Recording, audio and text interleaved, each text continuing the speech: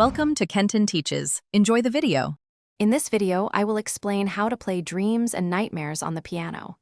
This iconic piece, often in B major, has a distinct two-part structure.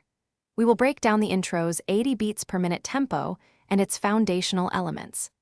Understanding these core components is crucial for capturing the song's unique emotional journey and powerful narrative on the keys. Your left hand provides the crucial foundation for Dreams and Nightmares. It primarily handles the bass line and chord progressions, often using G sharp minor, F sharp major, and D sharp minor.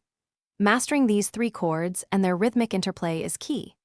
Practice maintaining a consistent 4/4 time signature to give the piece its driving, steady pulse, setting the stage for the right hand. The right hand brings the main melody to life, often with simple, yet impactful, single-note lines. Focus on expressive phrasing to truly convey the song's powerful narrative. Pay close attention to the dynamic shifts, especially when transitioning from the Dreams section to the more intense Nightmares part. This contrast is vital for capturing the full emotional range of the composition.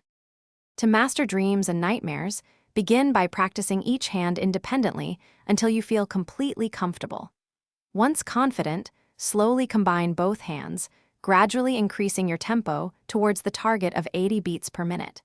Pay special attention to the seamless transition between the two distinct sections. Consistent, focused practice will help you achieve a powerful and cohesive performance. Thanks for watching. Please subscribe if this video was helpful.